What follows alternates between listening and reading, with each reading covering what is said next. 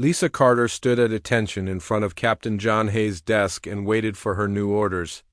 The office smelled like coffee and metal, just like every military building she had ever been inside. Outside the small window behind the captain, she could see the red sky of Kepler 442b and the strange purple mountains that rose up from the alien landscape like broken teeth. "Sergeant Carter," Captain Hayes said as he looked at her file on his computer screen, "your record shows 3 combat tours on hostile worlds, expert marksman rating, and tactical training that puts you in the top 5% of all Marines." In this sector, Lisa nodded but said nothing. She had learned long ago that officers like to talk first and ask questions later. "Which is why I find it interesting that Command wants to put you on perimeter duty," the captain continued. He leaned back in his chair and studied her face. "Most people would think that's a punishment assignment." "Sir, I go where I'm needed," Lisa replied. Captain Hayes smiled. "That's exactly what I wanted to hear. Because you're not going out there to watch a fence, Carter. You're going out there to solve a problem." The captain stood up and walked to a large map on the wall.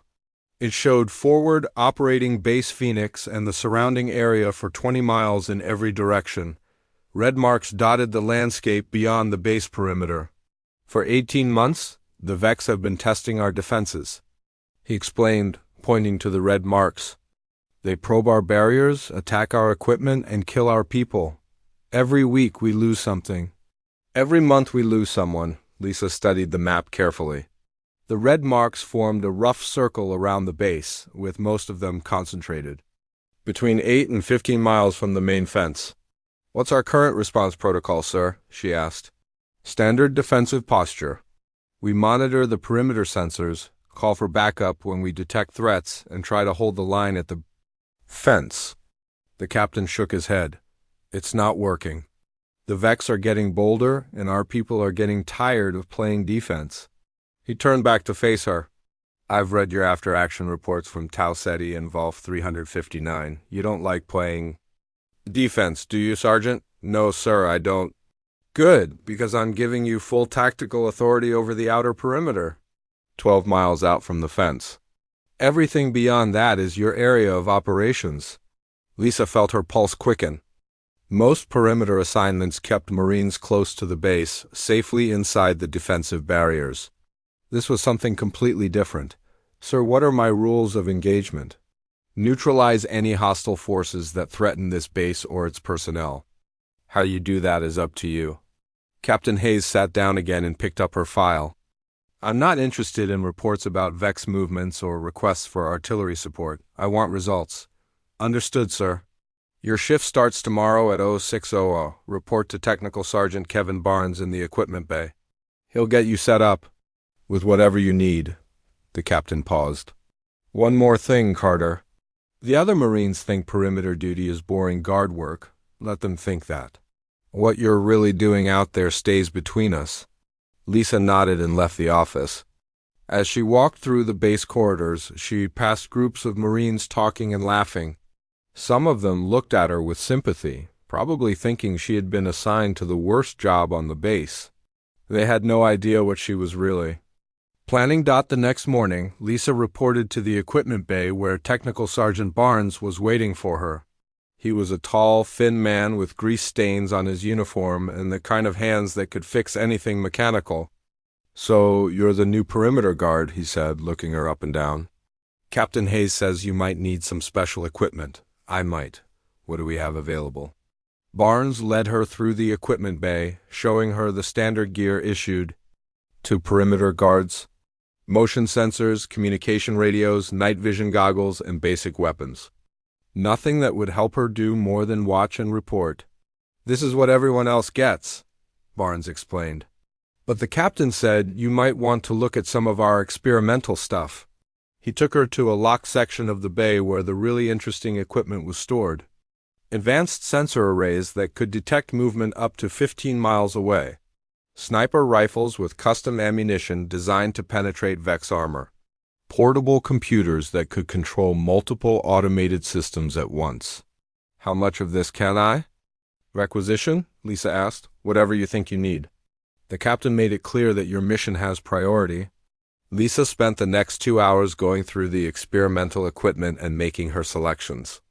She chose sensor arrays that could be hidden in the terrain, communication systems that would let her coordinate with the base from anywhere in her sector, and weapons that would give her a significant advantage over anything the Vex could field. "You planning to start a war out there?" Barnes asked as he helped her load the equipment onto a transport vehicle. "No," Lisa replied. "I'm planning to end one." That afternoon, she drove out to the perimeter fence for the first time. The electromagnetic barriers hummed with power, creating a shimmering wall of energy that extended 20 feet into the air. Beyond the fence, the alien landscape stretched out in all directions, broken only by rocky outcroppings and the occasional cluster of strange trees that looked like giant purple mushrooms. She could see the guard towers spaced along the fence line, each one manned by Marines who spent their shifts watching sensor screens and calling in reports. It was defensive thinking. And defensive thinking never won wars. Lisa drove through the fence checkpoint and out into the zone that would become her battlefield.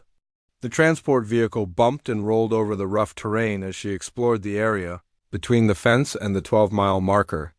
She stopped frequently to study the landscape, looking for places where she could position sensors and establish observation posts. By the end of her first day, she had identified 17 potential positions for hidden equipment and 3 locations. That would be perfect for a long-range engagement. The Vex had been fighting humans who stayed behind their fences and waited for attacks.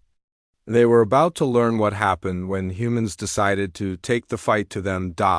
As the sun set over the alien mountains, Lisa drove back to the base and began planning her campaign.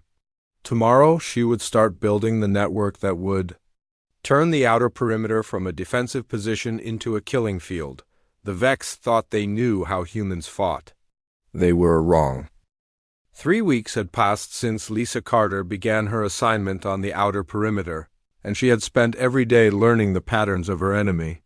Each morning she drove through the fence checkpoint with a different load of equipment, and each evening she returned with detailed maps of Vex movements that she kept in a secure file on her personal computer. The aliens were predictable in ways that surprised her. They moved in groups of 6 to 8, always following the same routes through the rocky terrain. They avoided open areas during daylight hours and preferred to move at dawn and dusk when the strange light of the alien sun made visibility difficult. Most importantly, they seemed to believe that humans would never venture more than a few hundred yards beyond their defensive barriers. "Barnes," Lisa called as she entered the equipment bay on her 22nd day. "I need to talk to you about modifying some of the automated turrets."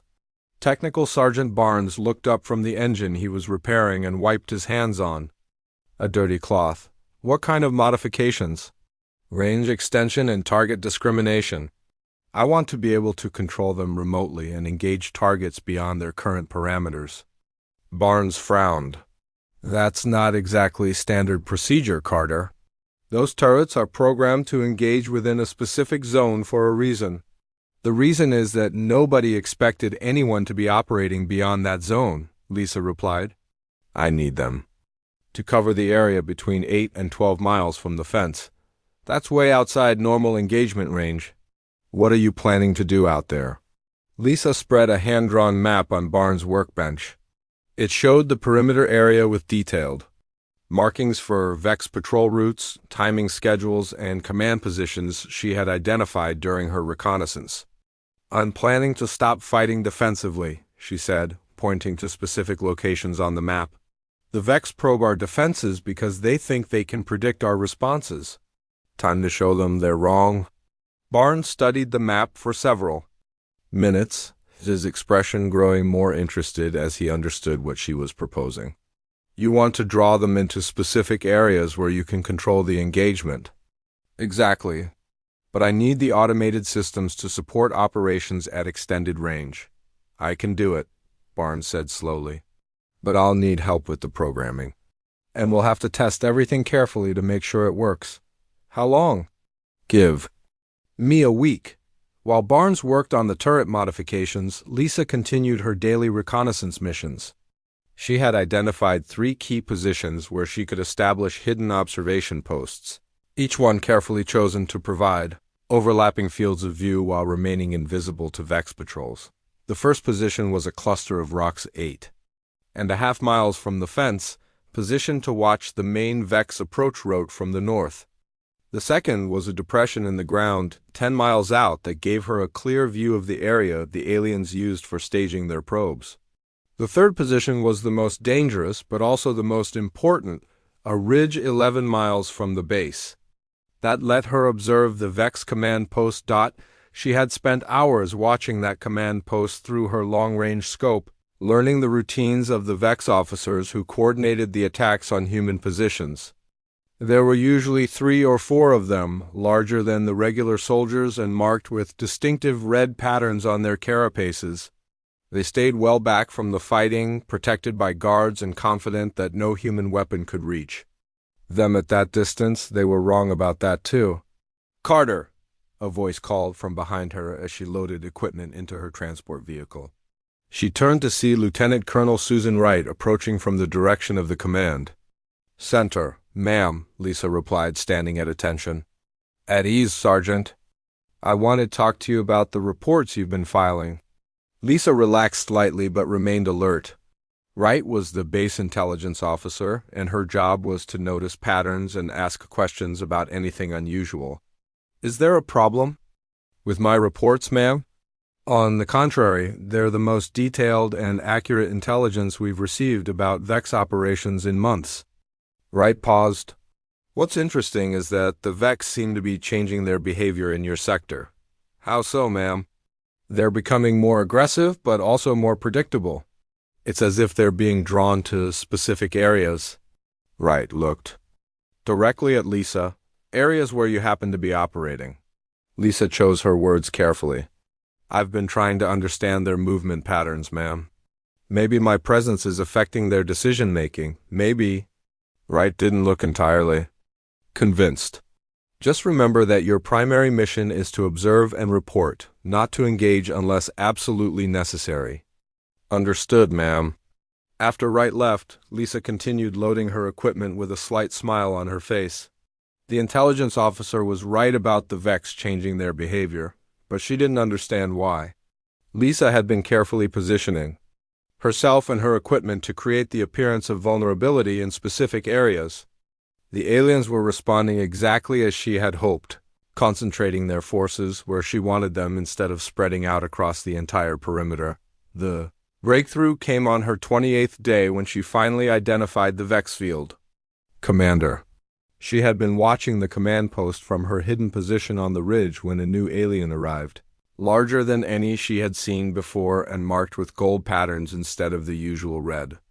The other Vex officers immediately deferred to this newcomer, and within minutes the entire command structure had reorganized around its presence. Lisa watched through her scope as the new commander studied maps of the human base and gestured toward specific areas of the perimeter. She couldn't understand the alien language, but the meaning was clear. They were planning something big. That evening she met with Barnes in the equipment bay to review progress on the turret modifications. "They're ready," he reported. "I've reprogrammed 6 units to extend their range and modified their targeting systems to accept remote commands. You'll be able to control them from any position within 15 miles of the base." "What about ammunition?"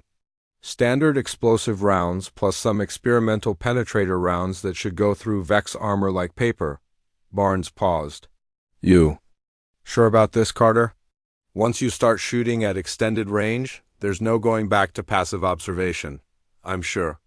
The Vex are planning something, and I'm not going to wait for them to hit us first." Lisa spent the next 3 days positioning sensor arrays and communication relays at her 3 observation posts. Each position was carefully camouflaged and equipped with backup power systems that would keep them operational for weeks without maintenance. She also cached additional weapons and ammunition at each site, ensuring that she could sustain operations, even if cut off from the base. The final piece of her plan was the most dangerous. She needed to place sensors close enough to the Vex command post to provide early warning of their movements. This meant getting within half a mile of heavily defended alien positions. At night, without being detected, she chose a moonless night when the alien sky was completely dark and moved on foot from her farthest observation post toward the Vex lines. The modified sensor array weighed 30 pounds and had to be positioned precisely to avoid detection while still providing useful intelligence. It took her 4 hours to cover the distance, moving slowly and carefully through terrain she had memorized during weeks of observation. Twice she had to freeze in place as Vex patrols passed within 50 yards of her position, but her camouflage and training kept her invisible in the darkness. When she finally reached the target location, she quickly buried the sensor array and activated its systems. The device immediately began transmitting data about Vex movements and communications back to her hidden network. For the first time since arriving at Forward Operating Base Phoenix, humans would have real-time intelligence about enemy plans and intentions. As she made her way back to her observation post, Lisa felt the satisfaction of a plan coming together. The Vex had been probing human defenses for 18 months, learning their patterns and preparing for a major assault. But now the tables were turned. She knew where they were, how they moved, and what they were planning. Tomorrow the real work would begin.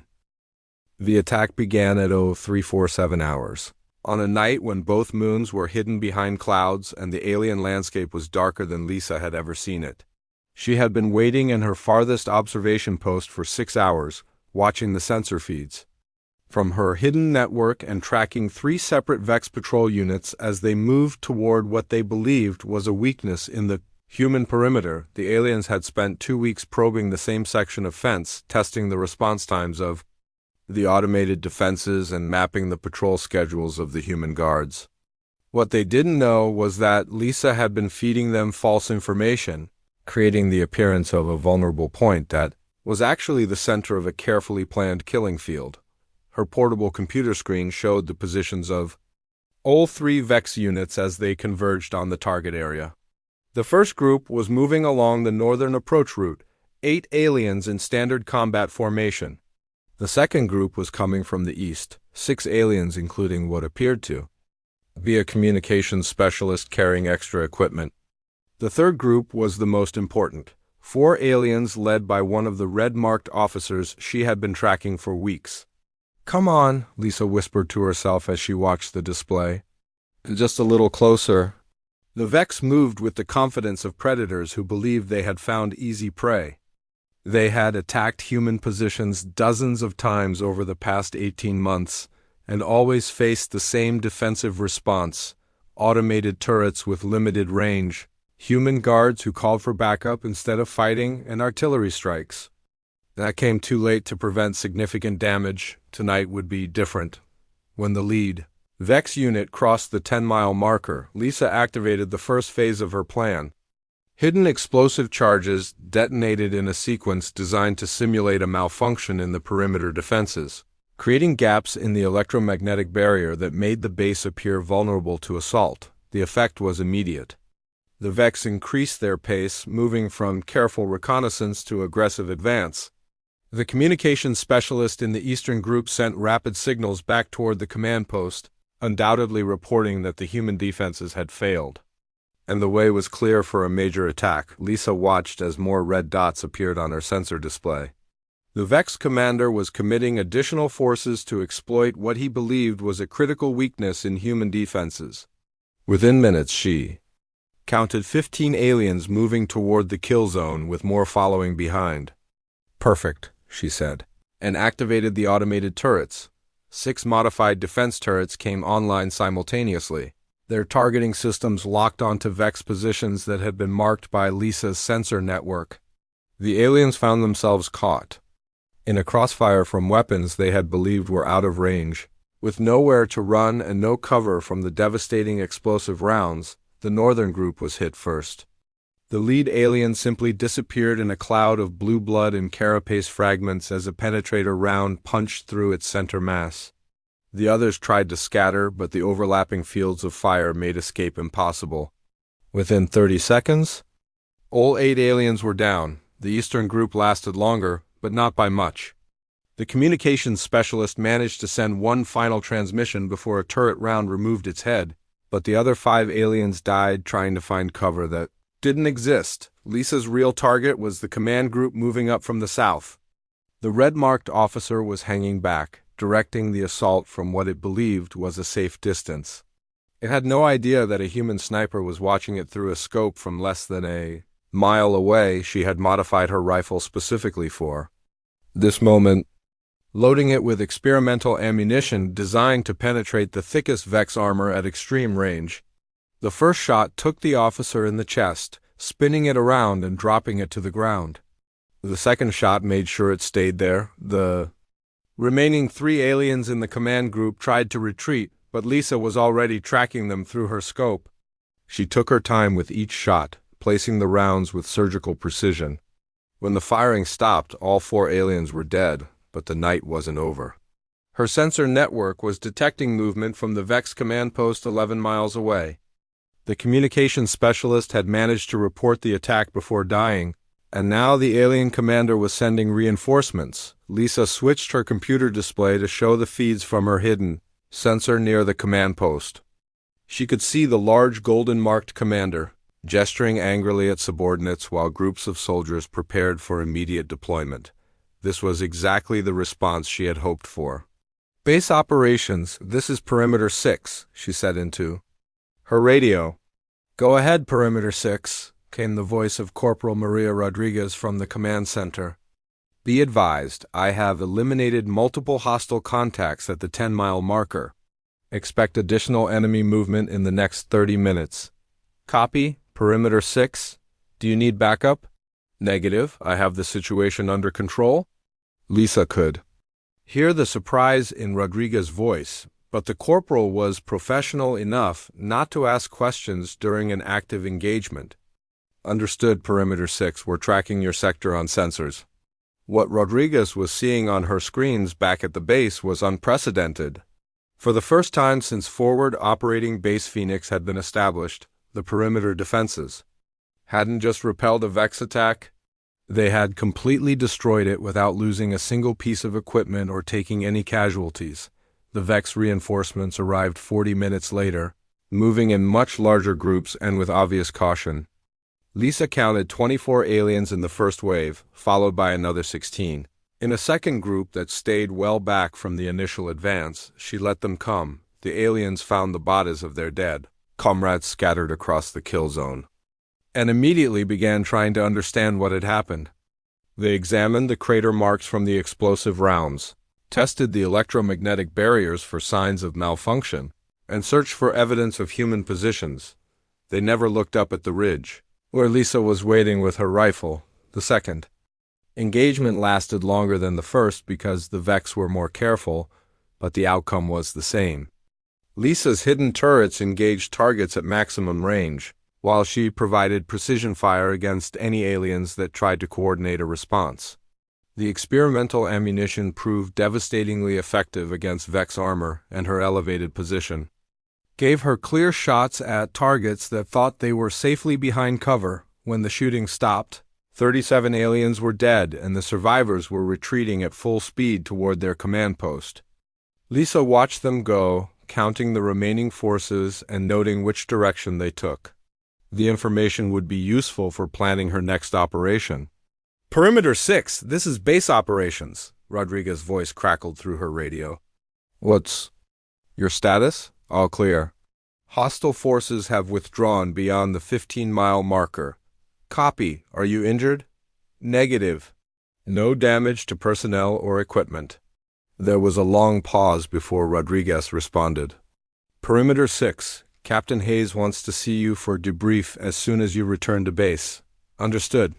I'll be back before dawn." Lisa began the process of shutting down her equipment and preparing to move. The battle had been a complete success, but it was only the beginning. The Vex would be back, probably in larger numbers and with better coordination. But they would also be afraid, and fear made enemies predictable. As she packed her gear and prepared to leave the observation post, Lisa thought about the alien commander back at the command post. It had just learned that humans were not the defensive-minded species it had believed them to be. The next time it sent forces against the perimeter, it would be wondering where the hidden weapons were positioned, and how many humans were waiting in the darkness. That uncertainty would be its weakness, and Lisa intended to exploit it to the fullest. The drive back to the base took an hour, and Lisa spent the time thinking about improvements to her network and preparations for the next engagement. When she finally passed through the fence checkpoint, she could see lights on in the command center and knew that word of the battle had already spread throughout the base. For 18 months, the Marines at Forward Operating Base Phoenix had been fighting a defensive war against an enemy that seemed to grow bolder with each attack. Tonight, that had changed. The Vex had learned that humans could be just as aggressive and deadly as any alien species, and the lesson had cost them 41 soldiers. Lisa parked her transport vehicle and walked toward the command center, already planning the modifications she would need for tomorrow's operations. The kill zone was established, but it was only 12 miles from the fence. She was thinking it might be time to expand it. Word of Lisa Carter's success spread through Forward Operating Base Phoenix faster than official reports could travel through the command structure. By the time she finished her debrief with Captain Hayes, half the Marines on the base had heard that someone had killed 41 Vex in a single night without taking any casualties or losing any equipment. "Outstanding work, Sergeant," Captain Hayes said as he reviewed the sensor data from the engagement. "Your tactics achieved something we haven't seen in 18 months of operations here." "Thank you, sir. I'm authorizing expansion of your operational parameters. Technical Sergeant Barnes will provide whatever equipment modifications you need, and I'm assigning Private Danny Scott to assist with communications and coordination." Lisa nodded. She had worked with Scott during previous shifts and knew he was reliable under pressure. Having dedicated communications support would let her operate more efficiently and coordinate more complex engagements. "Sir, I'd like to request additional sensor arrays and remote weapon systems. The Vex will adapt to what happened last night, and I need to stay ahead of their tactical evolution." "Approved?" Barnes has already started working on new modifications. "Based on your after-action report?" Captain Hayes leaned back in his chair. "What's your assessment of enemy intentions?" "They'll be back, probably within 72 hours. But they'll be more cautious and bring more firepower. The commander at their main post lost face last night, and he'll want to prove that it was just luck. Can you handle a larger force?" Lisa smiled. "Sir, I'm not planning to just handle them. I'm planning to make them afraid to come within 12 miles of this base."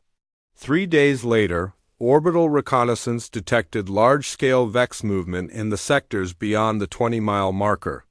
Intelligence Officer Wright estimated at least 200 aliens were massing for what appeared to be a coordinated assault on multiple sections of the human perimeter.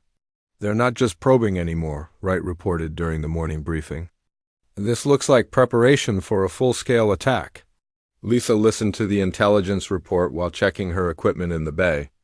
Barnes had worked around the clock to provide her with enhanced sensor networks, additional automated weapons, and a portable command system that would let her coordinate defensive operations across the entire outer perimeter. "Carter," Barnes called from across the bay, "your new toys are ready." She walked over to examine the equipment he had prepared. 8 additional automated turrets, each one capable of independent operation or remote control. 12 advanced sensor arrays that could detect movement up to 20 miles away and distinguish between different types of targets, a communications system that would let her coordinate with Scott and the base command center simultaneously. "This is impressive work," Lisa said as she tested the portable command interface. "How long did it take you to put this together?" 36 hours with no sleep, Barnes replied. "But it was worth it.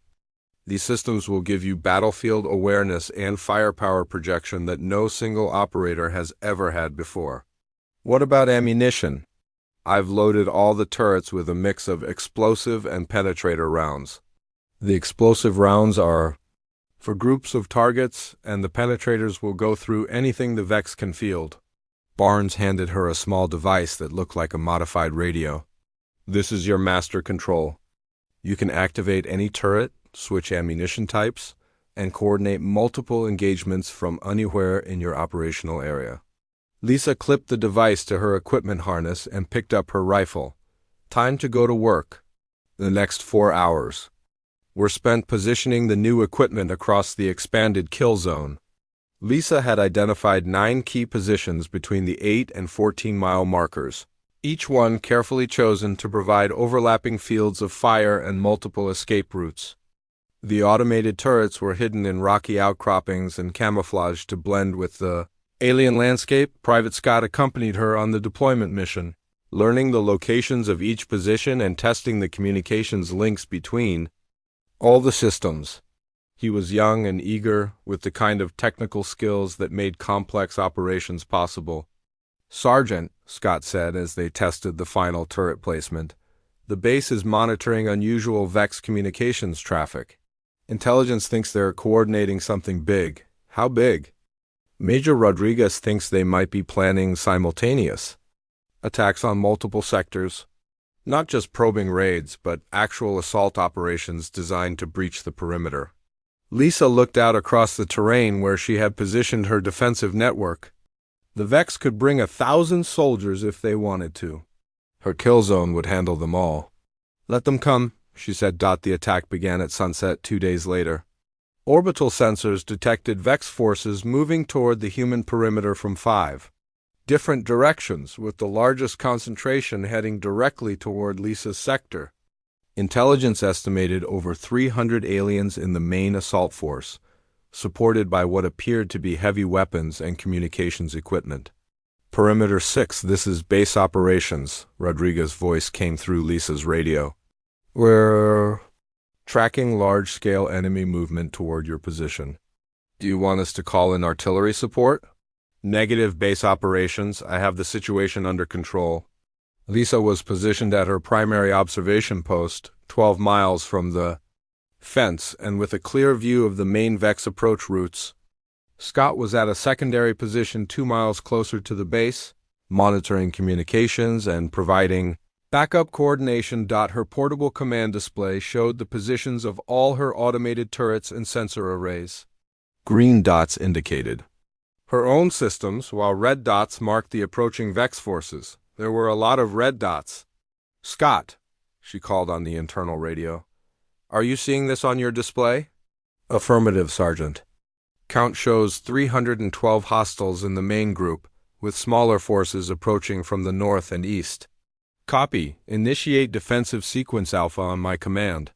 Lisa watched as the Vex force spread out across the terrain, moving with obvious confidence despite their heavy losses from the previous engagement.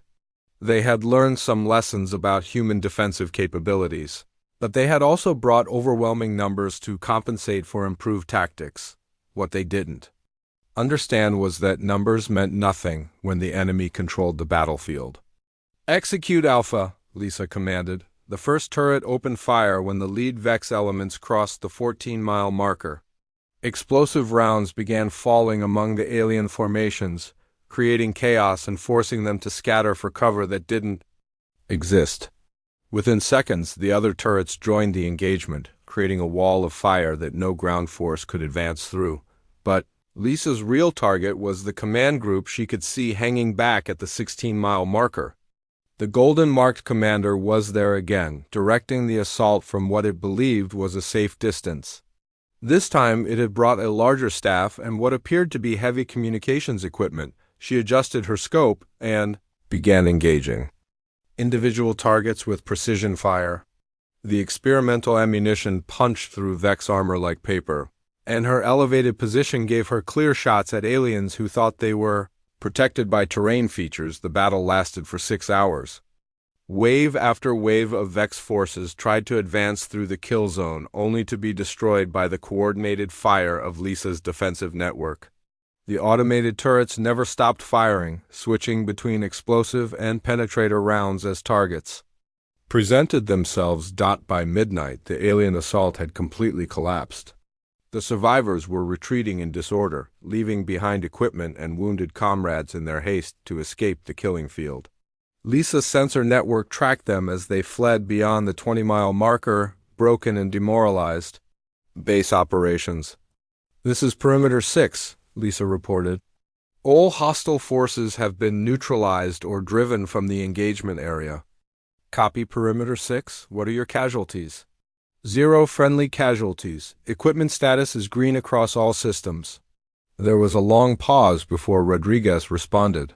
Perimeter 6, please confirm your casualty report. Confirmed.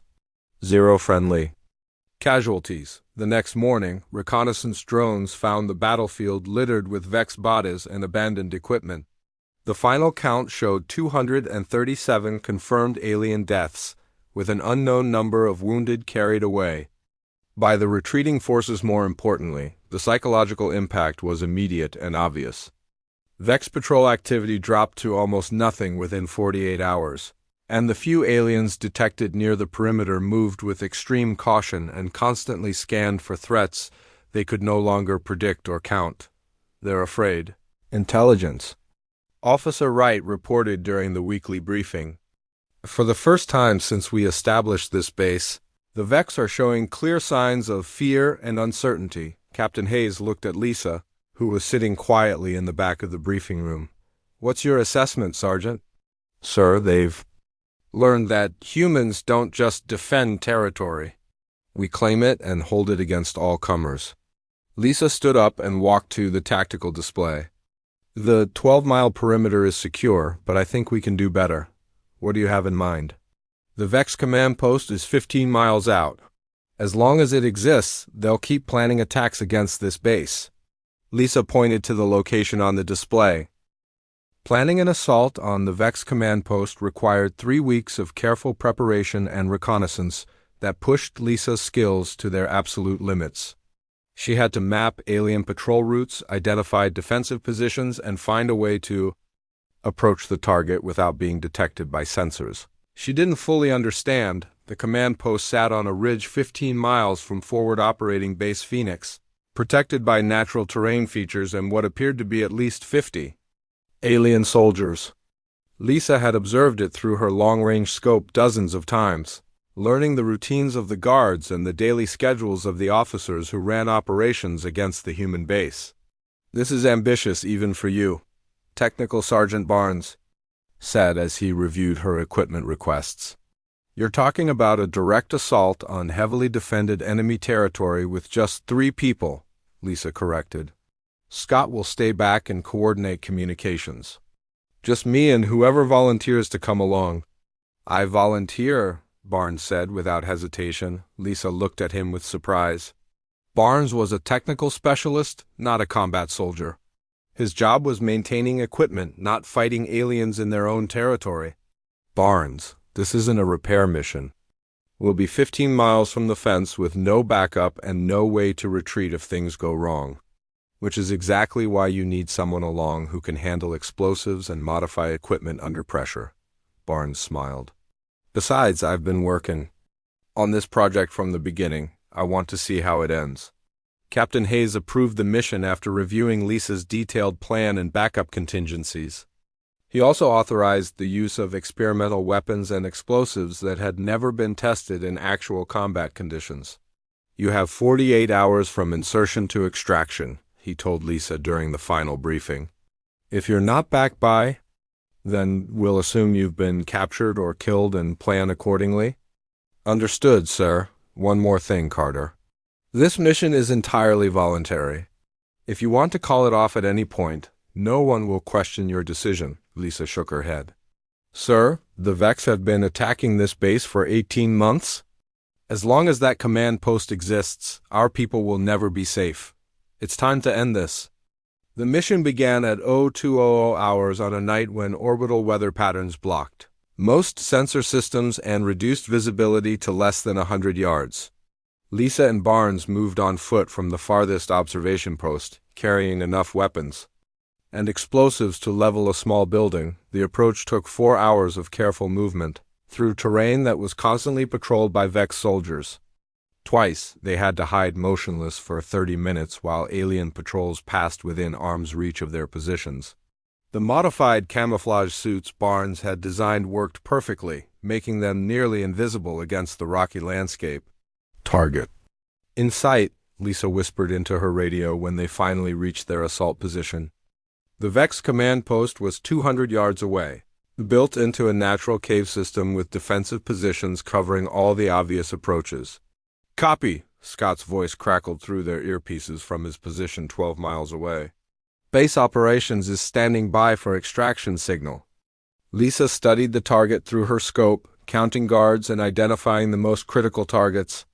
The golden-marked commander was visible through the entrance to the main cave, apparently conducting a briefing with several subordinate officers. "Barnes, you handle the communications, equipment, and power systems. I'll take care of the personnel." "Roger, charges are set for maximum destruction." The assault began with a single shot from Lisa's rifle that took out the guard commander positioned at the main entrance.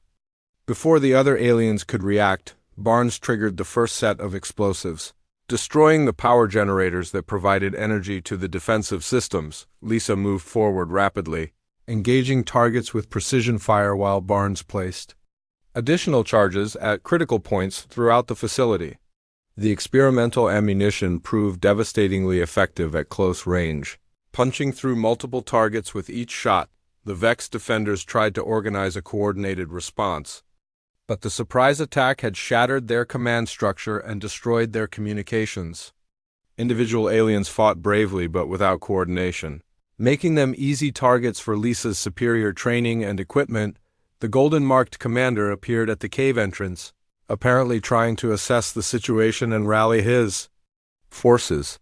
Lisa's scope found him immediately, and her next shot removed the primary threat to forward operating Base Phoenix permanently. "Charges placed," Barnes reported as he finished wiring the main communication center. 60 seconds to detonation." "Copy. Time to go." They withdrew under covering fire from the remaining automated turrets Barnes had positioned during their approach. The Vex tried to pursue, but the overlapping fields of fire made organized pursuit impossible. The explosions began as they reached the extraction point 2 miles from the target. The night sky lit up with secondary detonations as ammunition. Stores and fuel supplies added their own destruction to the carefully placed charges. When the fireworks finally stopped, the Vex command post had been completely destroyed. "Base operations, this is Perimeter 6, Lisa reported as they began the long walk back to the fence. "Mission accomplished. Target destroyed." "Copy, Perimeter 6. Outstanding work. Are you injured?" "Negative. All personnel accounted for and in good condition." The return journey took 6 hours, but they encountered no Vex patrols or resistance. Lisa realized that with their command structure destroyed and their communications severed, the remaining alien forces were probably scattered and trying to re-establish contact with higher headquarters. Captain Hayes was waiting for them when they finally passed through the fence checkpoint at dawn. "Complete success?" he asked. "Complete success," Lisa confirmed. "The command post is gone, along with everyone who was running operations against this base." "Casualties?" 43 confirmed alien deaths, including their field commander. 0. "Friendly casualties," Hayes smiled. "Outstanding. Get some rest and report for debrief at 1400 hours." The psychological impact of the assault was immediate and dramatic. Within 24 hours, all Vex activity within 20 miles of forward operating Base Phoenix had ceased completely. Reconnaissance drones found abandoned equipment and defensive positions as the remaining aliens withdrew to positions far beyond human operational range. "They're not just retreating," Intelligence Officer Wright reported during the post-mission briefing. "They're evacuating the entire sector." "Our communications intercept suggests they're requesting reinforcements and orders from higher command levels." "How long before they come back?" Captain Hayes asked. Wright looked at Lisa before answering. "Sir, based on what we know about Vex military doctrine, they won't come back. Sergeant Carter has demonstrated that humans are willing and able to take offensive action deep in alien territory. That changes their entire strategic assessment of this conflict," Lisa nodded. "The Vex respect strength and despise weakness. We've shown them that humans are apex predators when we choose to be. They'll find easier targets somewhere else." 6 months later, Forward Operating Base Phoenix reported 0 hostile contacts within a 50-mile radius of the installation. The perimeter defenses that had once been tested daily by alien probes now monitored empty terrain, where nothing more dangerous than native wildlife moved through the alien landscape. Lisa received promotion to staff sergeant and was offered choice assignments at bases throughout the sector. She chose to stay at Phoenix, training other Marines in the tactics that had proven so effective against the Vex. They thought perimeter duty was punishment, she told her new students during their first training session. They were wrong.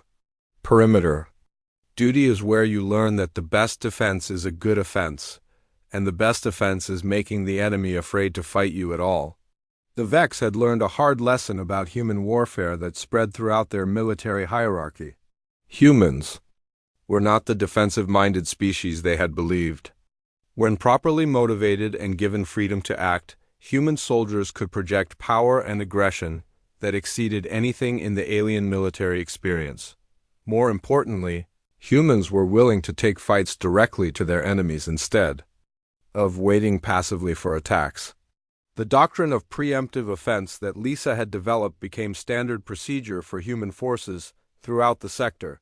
And alien probe attacks dropped by 90% within a year. The galaxy had learned that humanity didn't just defend its territory. It claimed new territory and held it against all comers, expanding outward with the relentless determination of a species that had evolved as persistence hunters on a world where only the most aggressive predators survived. Lisa's success at Forward Operating Base Phoenix became a template for human military operations across dozens of worlds. The message was simple and clear: don't test human defenses unless you're prepared for humans to test yours in return. The kill zone that had begun 12 miles outside the fence now extended as far as human weapons could reach, and every alien species in the sector understood that crossing that line meant facing warriors who fought not just to survive, but to win decisively and permanently. Humanity had found its place in the galaxy, and that place was wherever humans chose to stand and fight for it.